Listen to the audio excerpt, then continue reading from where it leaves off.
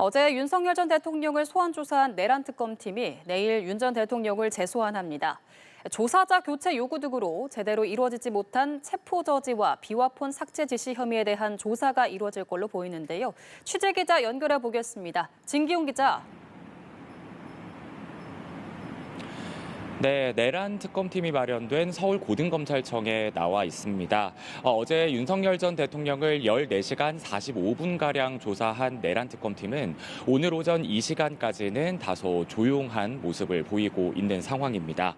어제 소환조사에서는 비상계엄 당시 국무회의 의결과 외환죄 관련된 기본조사가 진행됐습니다. 어제 오전 9시 55분쯤 이곳 고검청사에 도착한 윤 전 대통령은 10시 14분부터 본격적인 조사를 받기 시작해 밤 9시 50분까지 조사를 받았습니다. 포토라인을 거쳐서 공개 출석을 했지만 취재진 질문에는 답을 내놓지 않았습니다. 조사 초반 체포방해 지시 혐의와 비화폰 삭제 지시 의혹에 대한 조사부터 시작됐는데 윤 전 대통령이 점심 식사 이후 돌연 조사자 교체를 요구해 조사가 중단되기도 했습니다. 첫 대면 조사자인 박창환 경찰청 중대범죄수사과장이 자신을 불법 체포한 혐의로 고발된 인물이라며 조사자 교체를 요구한 건데요.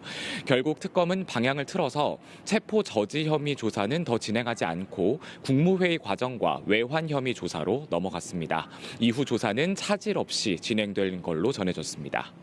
대면 조사 주체도 경찰청 중대범죄수사과장 박창환 총경에서 김정국 조재철 부장검사가 이어서 신문에 참여했습니다.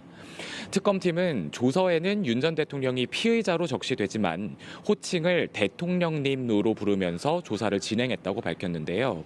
내일 재소환 때는 어제 이뤄지지 못한 체포방해 지시와 비화폰 삭제 지시 혐의에 대한 조사를 진행하고 박창환 총경이 대면 조사를 진행한다는 방침입니다.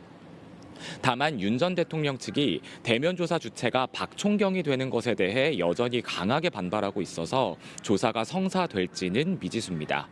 내란 특검은 또 국무회의 의결과 관련한 다른 혐의들을 입증하기 위해 비상계엄 전후 국무회의에 참석한 국무위원에 대해 비공개 소환도 계획하고 있다고도 밝혔습니다.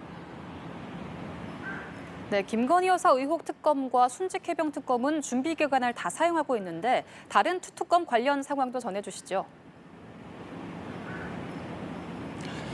네, 김건희 특검과 순직해병 특검은 다음 달 2일 현판식을 열고 새 사무실에서 업무를 시작할 예정입니다. 김건희 특검의 김형근 특검보는 오늘 오전 출근길에서 건진법사 전성배 씨와 관련된 자료를 넘겨받았다고 밝히기도 했습니다.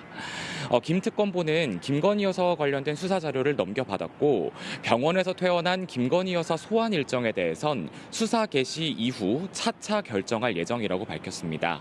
아직 김 여사 측에 소환 요청을 하진 않은 상태라고도 덧붙였습니다. 김건희 여사 특검은 검사 40명에 대한 파견을 요청하기도 했는데요. 이 명단에는 건진법사 전성배 씨 사건을 수사해온 최희만 대검찰청 반부패 수사 2과장과 공천개입 의혹을 들여다봐온 인훈 울산지검 형사 5부장 등 김건희 여사 의혹을 조사하던 검사들이 다수 포함됐습니다. 또 지난 27일에는 서울중앙지검에서 수사하던 명태균 의혹 사건을 이첩받기도 했는데요. 한편 순직해병 특검도 본격적인 수사 개시 막바지 준비에 속도를 내고 있습니다. 특검보들은 지난 27일 박정훈 전 해병대 수사단장의 항명 사건 항소심 재판을 방청하기도 했는데요. 내부적으로 수사 대상 등에 관한 논의를 상당 부분 진행한 걸로 전해졌습니다. 특히 박 전 대령 항명 사건을 이첩받고 항소를 취하하는 것에 대한 법리 검토도 이루어진 걸로 알려졌습니다. 준비 기간을 소진한 두 특검은 김건희 특검은 수사 기간 90일, 순직해병 특검은 60일의 수사 기간을 쓸 수 있고 두 차례 연장 기간을 포함하면 최장 150일과 120일씩 수사가 가능합니다. 지금까지 서울고등검찰청에서 전해드렸습니다.